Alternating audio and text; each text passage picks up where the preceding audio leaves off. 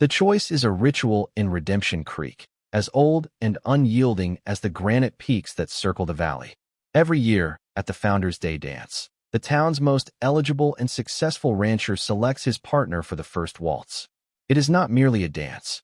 It is a declaration, a public signal of courtship that sends waves of gossip and speculation through the community for months to come. This year, all eyes are on Cole Burnham. He is not just successful. He is the bedrock of the valley, his ranch sprawling across the most fertile lands, his herds the largest and healthiest. He is also a man encased in silence, a widower who lost his wife and son to the fever 5 years prior and has shown no interest in any woman since. But tonight, the air is different. Tonight, it is understood, Cole will finally choose. And the choice is obvious. Isabella Thompson, the mayor's daughter, stands near the musicians, radiant in a dress the color of a summer sky. She is the town's undisputed beauty, her laughter like chimes, her future as bright and polished as the silver locket at her throat. She pretends to chat with her friends, but her gaze keeps straying to Cole, a confident, proprietary gleam in her eyes. The town watches, waiting for the inevitable, for the perfect pairing of wealth and beauty, for the restoration of social order. Cole stands by the rough-hewn pillars of the town hall, a tall, solid silhouette against the lantern light.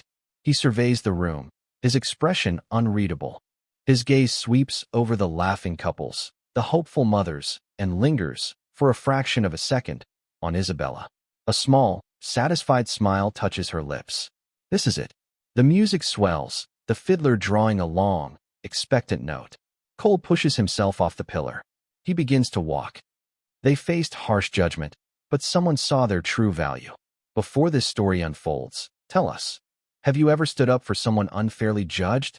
If you believe in looking beyond the surface, hit like and subscribe. A path clears for him, as if by royal decree. He moves with a quiet, deliberate purpose. He passes the stout wife of the blacksmith, nods to the elderly postmistress. He approaches the glittering circle where Isabella stands. She turns fully toward him, her hands clasped, her face a perfect portrait of delighted expectation. The town holds a collective breath. But Cole does not stop. He walks past her. The whisper of his boots on the floorboards is the only sound. Isabella's smile freezes, cracks, and then melts into a mask of stunned disbelief. The color drains from her face. Cole continues his journey across the room, toward the darkest corner, near the refreshment table where the wallflowers and forgotten souls congregate. There, half hidden by a potted fern, is Alara, the outcast, the girl no one sees, or pretends not to. A childhood fire had taken her parents and left a terrible, puckered scar across the left side of her face, a jagged map of ruin from her temple to her jaw. She is trying to make herself invisible, her head bowed, her hands twisting the worn fabric of her plain brown dress. She is the town's ghost, a subject of pity and cruel whispers. She is the girl no rider, no farmer, no man had ever desired. Cole stops directly in front of her. Alara flinches, sensing a presence, and slowly looks up. Her one good eye, a startling shade of green, widens in terror, certain she is the object of some new mockery. The silence in the hall is now absolute, a thick, heavy blanket of astonishment. He extends a large, calloused hand. His voice is low, calm, yet it carries to every corner of the room. Miss Alara, may I have this dance? Cole Burnham had learned the language of silence long ago. It was the language of the high plains at dusk, of a snow-filled winter, of the empty rooms in his sprawling ranch house. After Martha and little Sam were taken by the fever, silence had become his closest companion, a shroud he wrapped around himself against the well-meaning but useless sympathies of the town. He ran his ranch with a grim efficiency that doubled its value in 5 years. He worked from before dawn until long after dusk, finding a clean, sharp exhaustion in physical labor that muted the ache in his soul. From his solitary vantage point, he had become an observer. He saw the currents that ran beneath the placid surface of Redemption Creek. He saw the brittle pride, the casual cruelty, the quick judgments passed over the counter at the mercantile. And he saw Alara. He had seen her for years. He saw her slipping into the church at odd hours to tend the small, neglected garden behind the parsonage, her scarred cheek turned away from the street. He saw her coaxing a fearful stray dog with a piece of her own meager lunch. He saw the way she moved, with a quiet, unobtrusive grace, always at the edges, always making herself smaller, as if to apologize for the space she occupied. He had heard the whispers. Damaged goods, a face to frighten the devil. He'd seen the children who pointed and the mothers who pulled them away with sharp hisses. He saw it all, and in her steadfast, silent dignity, he recognized a strength that the town's lauded beauties could never comprehend. Isabella Thompson was a flawless porcelain doll. Alara was forged steel, bent and scarred but unbroken. Cole had always valued steel over porcelain. Alara's world was circumscribed by that scar. It was the first thing people saw and the only thing they remembered. She lived with her mother's sister, a sour, pinched woman named Agnes, who had taken her in with a great show of Christian charity that soon curdled into daily resentment. Alara was a burden, a walking reminder of the tragedy, and a constant source of shame for her aunt. "Keep your head down," Agnes would rasp. "And for pity's sake, try not to frighten the customers when you go to town." So Alara learned to live in the shadows. She learned to speak only when spoken to anticipate needs so she wouldn't have to be asked, to read the shifting moods of her aunt like a farmer reads the sky. She expected nothing from the world, not kindness, not friendship, not a single glance that wasn't tainted with pity or revulsion. When Cole Burnham had stopped in front of her, she had been certain it was a mistake, or worse, the beginning of a sophisticated new cruelty devised by the popular girls. His hand, offered so steadily, had seemed like a mirage. Placing her trembling fingers in his palm and allowing him to lead her to the center of the floor had been the most terrifying act of her life. They had danced in a vortex of silence. The musicians, recovering from their shock, had stumbled back into the waltz. But the town's buzzing had fallen away, replaced by 1,000 burning, incredulous stares. Cole held her firmly, respectfully, his hand a warm, solid presence on her back. He didn't try to make small talk. He simply danced, his gaze fixed somewhere over her shoulder, a stoic protector in the eye of the storm. For Alara, the feel of his steady lead, the simple, human contact devoid of malice, was so foreign it was dizzying. For 3 minutes, she wasn't the scarred outcast. She was a woman being danced with. When the music ended, he had nodded once, a gesture of finality, and escorted her through the gawking crowd to the door.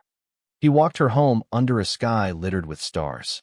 The silence between them was different now, not empty, but charged with unspoken questions. The air was cool, smelling of pine and dust. At the rickety gate of her aunt's small, grim house, he stopped. "Thank you for the dance, Miss Alara," he said, his voice as formal as before. She could only nod, her throat tight with a knot of fear and a bewildering new emotion that felt dangerously like hope.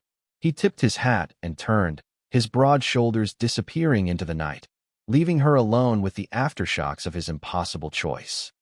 The next morning, the storm broke. Cole was overseeing the loading of supply wagons in front of the mercantile when Mayor Thompson approached, his face a thundercloud. 2 of his cronies flanked him like bulldogs. "Burnham," the mayor barked, foregoing any pleasantries. "A word." Cole finished giving instructions to his foreman, then turned to face the mayor with an unnerving calm. "Thompson, I'll get straight to it." The mayor seethed, his voice low but vibrating with fury. "You publicly humiliated my daughter last night. You insulted my family. I want an explanation." Cole's eyes, the color of a winter sky, were flat and cold. "I chose a dance partner. It's my prerogative to choose whomever I please. Don't play games with me. You bypassed the finest girl in this valley for that." He gestured vaguely in the direction of Alara's home. "That damaged creature. Have you lost your senses?" A dangerous quiet fell over that section of the street. Townspeople, sensing a confrontation, began to drift closer, ears pricked. Cole's gaze didn't waver. "I was choosing a partner, Mayor, not a prize sow for the county fair. I find I prefer substance over polish." The insult was so sharp, so precise, that it left the mayor momentarily speechless. He sputtered, his face turning a blotchy red. "Substance? That girl is nothing. A charity case. A disfigured stray." At that moment, Alara herself appeared at the end of the street, a basket on her arm. She was on her way to deliver mending for her aunt. She saw the confrontation, saw the mayor's furious face and Cole's rigid stance. She froze, her heart plummeting. She heard the mayor's final, cruel words. Damaged creature. Every head turned toward her. The familiar shame washed over her, hot and suffocating. She wanted the earth to swallow her whole. But Cole saw her. He saw the flicker of deep, familiar pain in her eye, the way her shoulders hunched as if expecting a blow. And in that instant, a cold, protective resolve solidified within him. His public choice at the dance had been an impulse, an act of defiance against the town's shallow cruelty.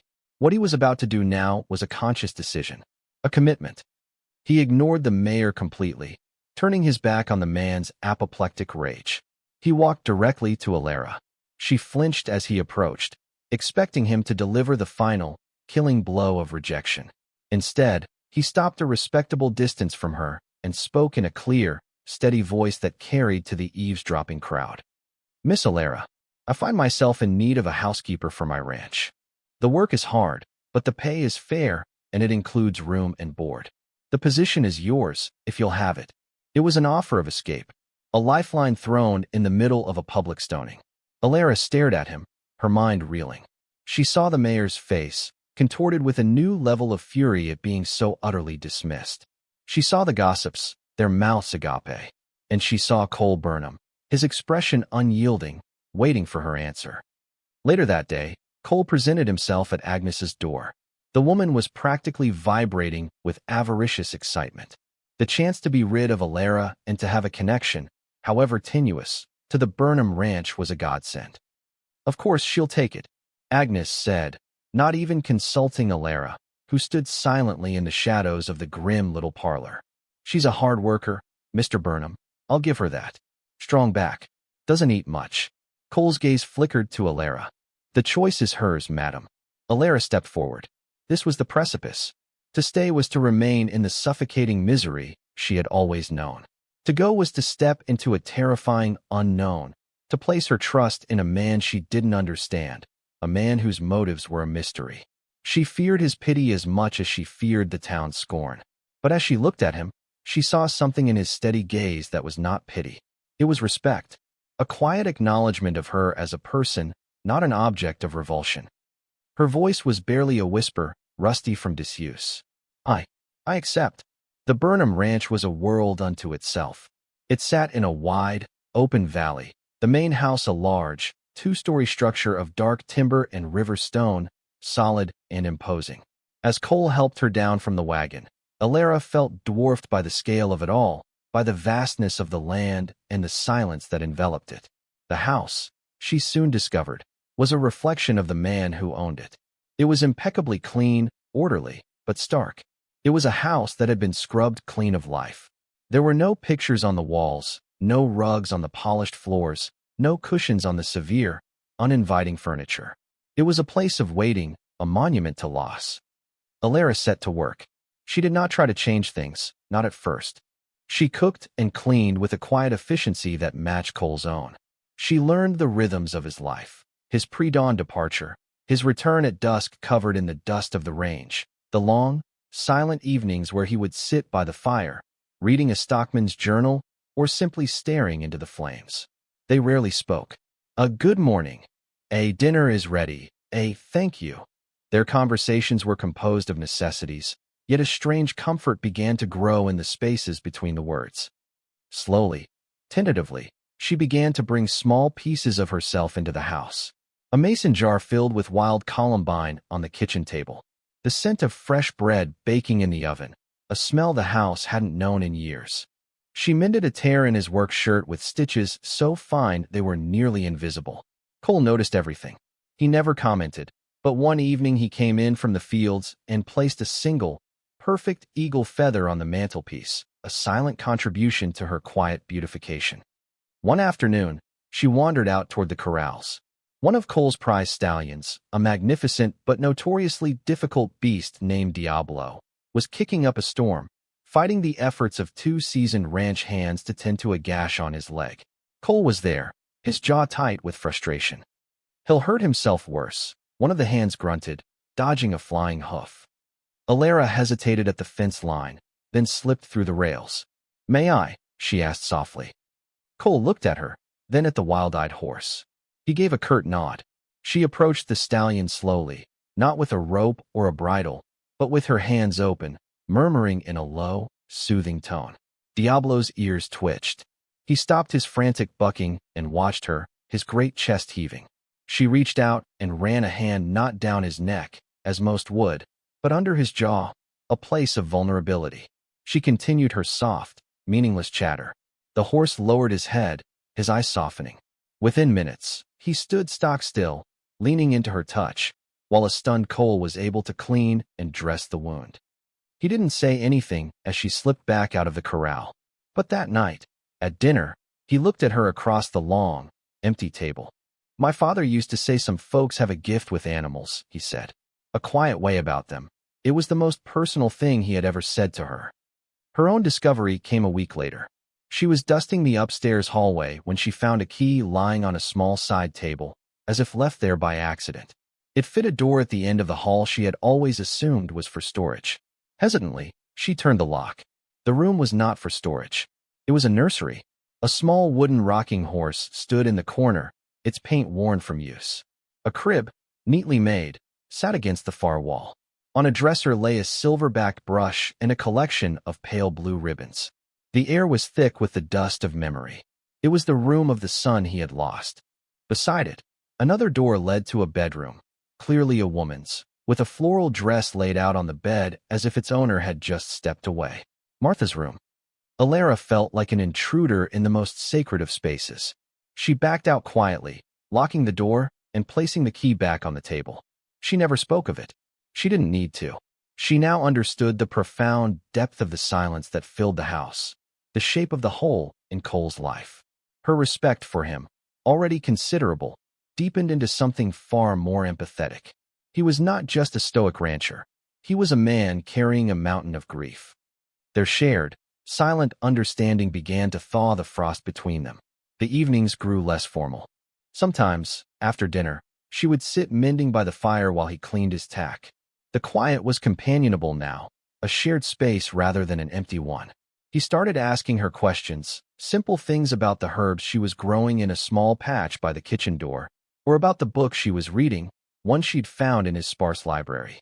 Her answers were shy at first, her voice soft, but gradually she began to speak more freely. She had a quick, observant mind and a dry, unexpected wit that would occasionally make the corner of his mouth twitch. The fragile peace was shattered on their next trip into town for supplies. Cole had insisted she come. "You're part of this household, Alara. You'll not hide." As they were leaving the mercantile, Isabella Thompson and two of her friends stepped out of the dressmaker's shop, blocking their path. Isabella's eyes, once full of admiration for Cole, were now chips of ice. Her gaze swept over Alara with open contempt. Well, Isabella said, her voice loud enough for everyone on the street to hear. "I see you're still enjoying your acquisition, Mr. Burnham." She looked pointedly at Alara's face. "I suppose some men prefer their stock already branded. It saves time." The cruelty of the remark was stunning. Alara felt the blood drain from her face.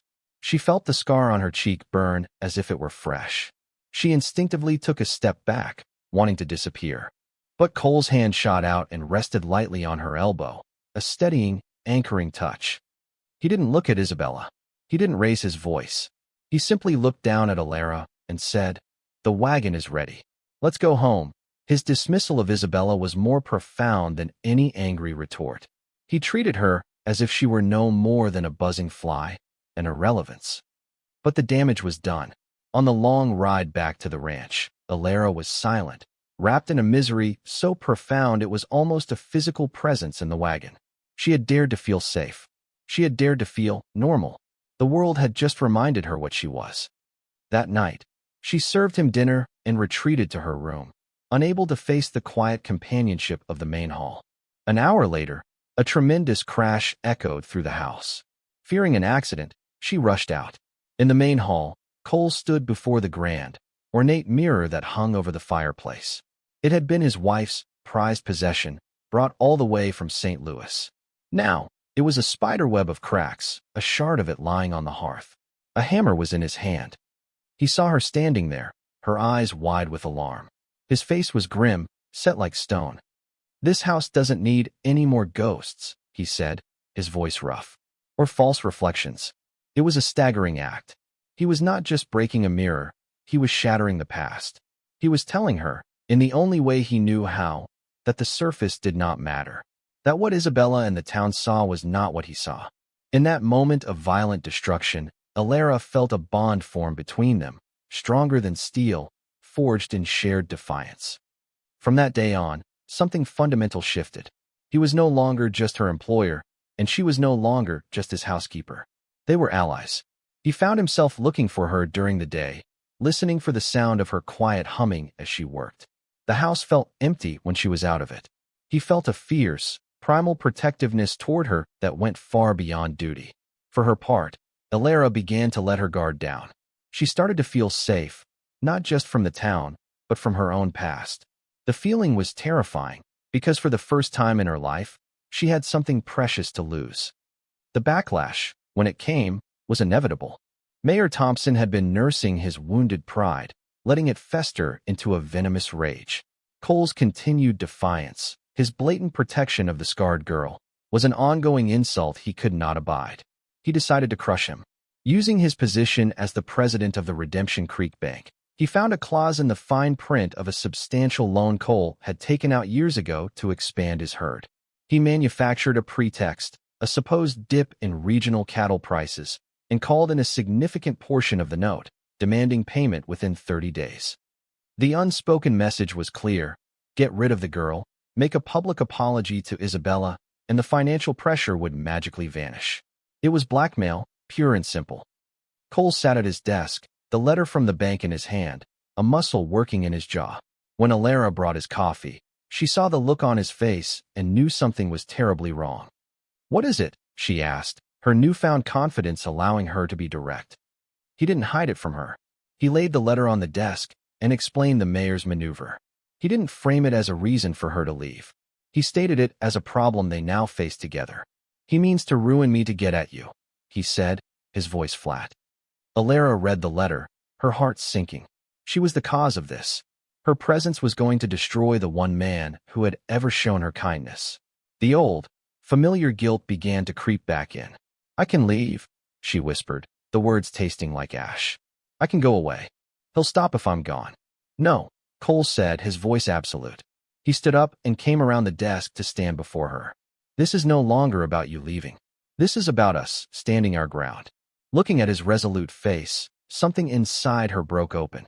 A wall she had kept up for a decade, a wall of shame and silence around her own story. She took a deep breath. "You don't know," she said, her voice trembling. "You don't know about the fire."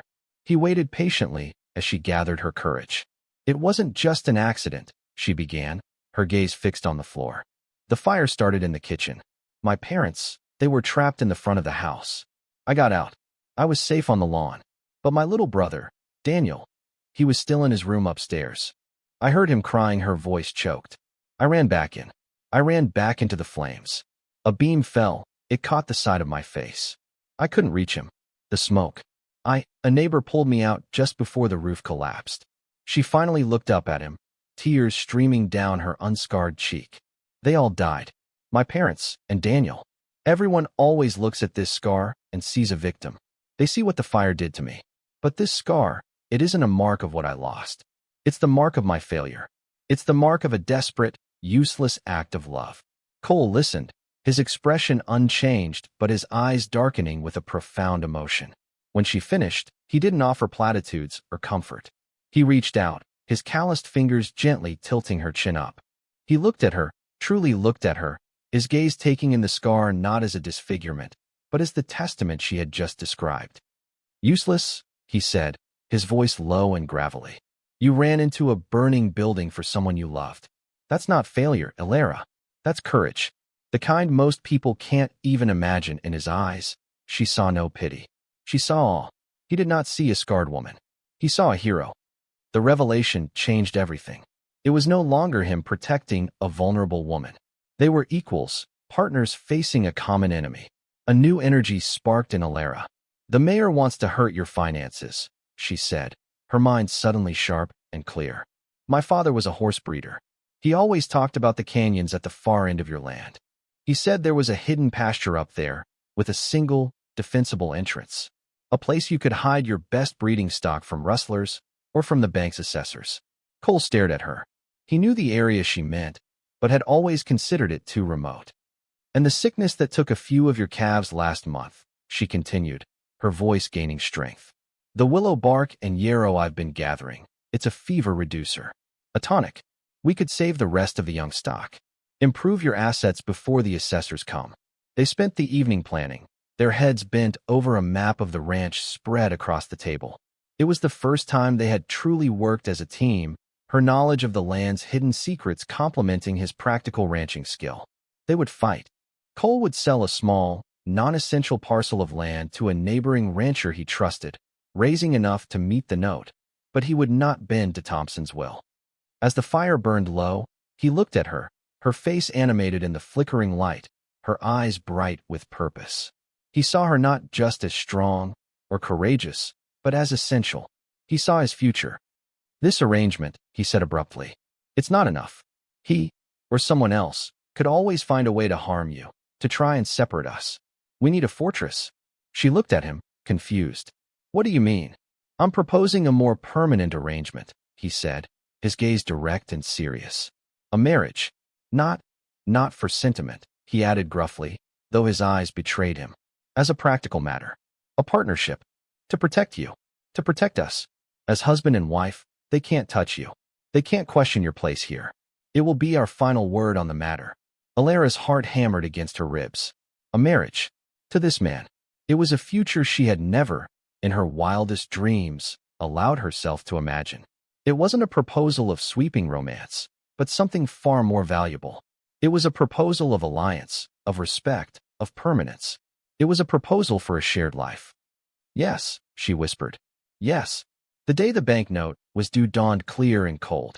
Cole and Alara rode into town together, not on the work wagon, but on horseback, side by side. They were not dressed for a trip to the bank.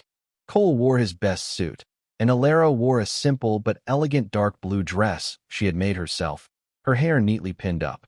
They rode past the bank, their destination at the other end of the main street, the church. It was Sunday. The town was gathering for the morning service, milling about on the steps. Mayor Thompson stood among them, holding court, a smug, expectant look on his face. He assumed Cole was on his way to the bank to be ruined. When he saw Cole and Alara dismount and walk toward the church, his expression soured. Isabella, standing beside him, sneered openly. Cole and Alara didn't stop on the steps. They walked straight through the doors and down the central aisle. The Reverend was just about to take the pulpit when Cole stopped before him. A hush fell over the congregation as every head turned. Reverend, Cole said, his voice clear and strong. Miss Alara and I have come to be married. We'd like you to perform the ceremony. Now, a collective gasp swept the room. The Reverend, a good but timid man, looked from Cole to the apoplectic face of Mayor Thompson in the front pew. The mayor rose to his feet, his face purple with rage. This is an outrage, he boomed. A mockery of this sacred institution. Burnham, have you gone mad? You'd ruin yourself, your name, your future, for this half-woman. The cruel words hung in the sanctified air. Alara flinched, the old wound of her shame tearing open. But then she felt Cole's hand find hers, his grip firm and steady. She drew strength from it. This was her moment. This was the end of hiding. She stepped forward, turning to face not the Reverend, but the congregation. She faced the entire town that had judged her for a decade. Her voice, when she spoke, was not loud, but it was perfectly clear and carried a weight that commanded silence.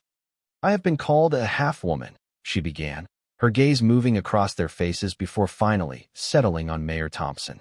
I have been called damaged, but this scar.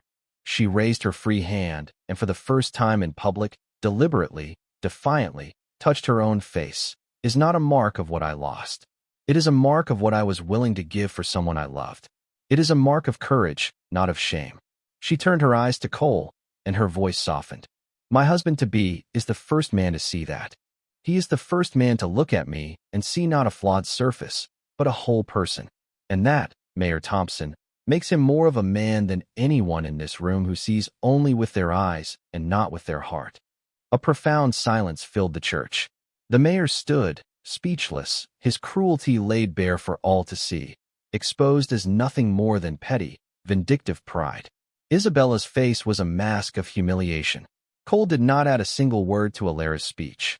He simply looked at her, his face filled with a love and respect so profound it was a vow in itself. The Reverend looked at the couple before him, then at the deflated mayor. He saw the truth, and he found his own courage. "Let us begin," the Reverend announced, his voice firm.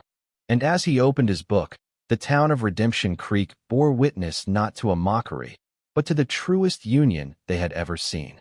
They walked out of the church into the bright morning sun, husband and wife. The crowd parted for them, a new respect in their eyes. A few of the townswomen, who had daughters of their own and hearts that were not entirely hardened, gave small, encouraging nods. The blacksmith met Cole's eye and gave a solid, approving dip of his head. The mayor's power, built on a foundation of social fear, had been fractured. Cole helped Alara onto her horse, his hands lingering at her waist for a moment longer than necessary. They rode back to the ranch, the silence between them now filled with a deep, unspoken joy. As they crested the final rise and saw the house in the distance, it no longer looked stark or empty. It looked like a promise. It looked like home. In the yard, he swung down from his horse and came to her side, lifting her down. For a moment, they just stood there, the vast sky above them, the solid earth beneath. He reached out, but instead of taking her hand, he slowly, gently, raised his fingers to her face. With an infinite tenderness, his thumb traced the jagged line of her scar, from her temple to her jaw. It was not a gesture of pity, but of reverence, of acceptance, of love. He looked into her eyes, the color of new spring leaves. He didn't say the words she knew were in his heart. The words were too small for the moment. Instead, he said something far more powerful. "Welcome home, Alara." A warmth bloomed in her chest, chasing away the last of the shadows. She met his gaze, her own eyes clear and shining with the light of a future she had never dared to imagine. And for the first time since she was a little girl, for the first time since the fire, Alara Burnham smiled. It was not a small, hesitant smile. It was a brilliant, radiant, breathtaking smile that had nothing to do with surfaces and everything to do with the soul. Thanks for watching.